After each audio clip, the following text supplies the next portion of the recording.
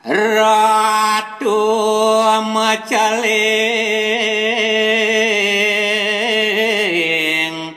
mangucap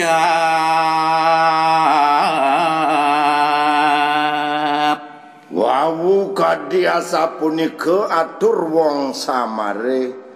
ngandika raris ide Ratu Gede Macaling wong samar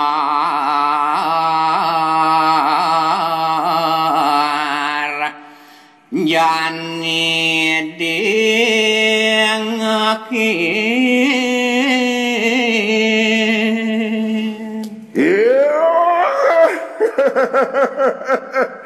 cai samar rajak makejang ne jani padingohang bawos manirone ada satru mangrusak ane jani jagat nusane subuh katekain mesah turbane pada sanggo ngaduk-ngaduk dini di jagat nusa nengaran Gusti paminggir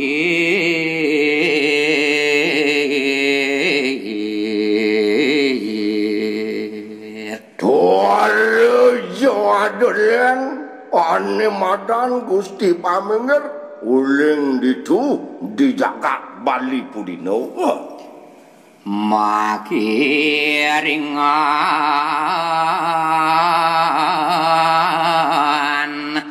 para jurit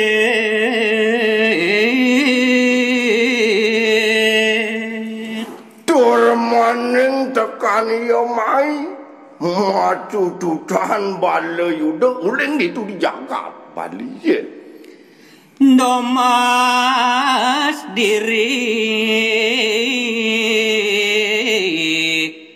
sakti kasup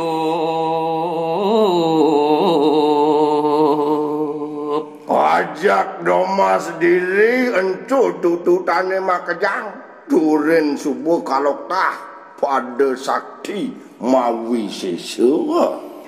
Subawaga dering payudan anak subuh entu makejang dahating wagat kapiandal risa jeroning payudan serageping sanjata lungi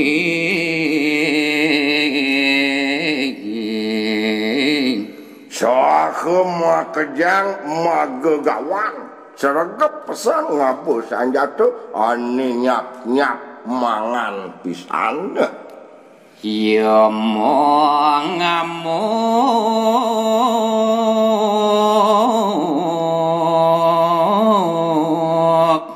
banyak ring pun nepi pejang mapan solahitan nganutin Sudarmo jag ngamuk ngematiang panjang nuso ane ada dini di penepi siringnya bala samar sami kerang risampune kapiragi kedel bocanan ide Ratu Gede dan mari erang punika watek samare maka saminya sayang pacang nandingin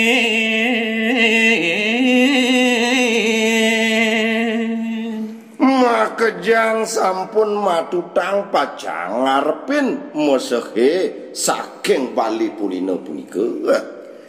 saking silih mangalang Wiyakti saking sasiliban pisan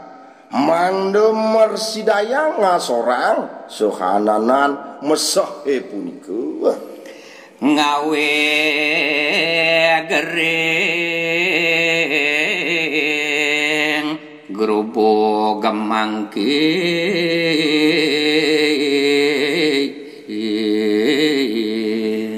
Tuan pariwang desane mangkin ngarianin pabelek-belek mudah mising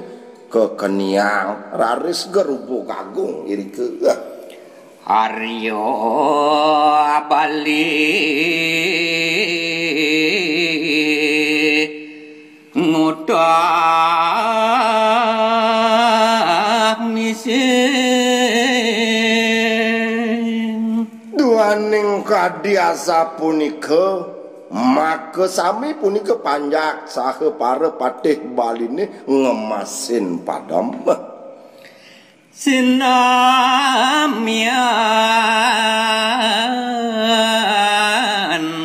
pada lampus mawasana sami punika panjak nusane pada girang riantukan kadiasa punika kawentenane panjak baline padam akeh pisan Panjak nuso girang pisan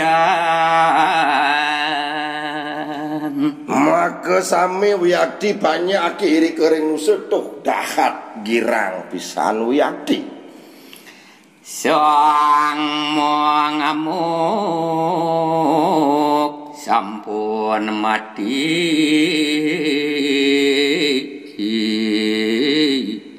maka sami punika utusan baline sane ngamuk sampun ngemasin padam Briak briuk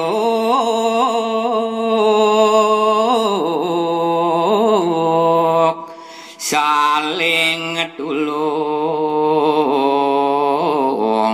ngwangun umah dan carita yang malih mungguing pematin sang para Arya baline inggih baosang nemangkin panjak nusane sampun beriak beriuk saling tulung ngewangun pondok ibune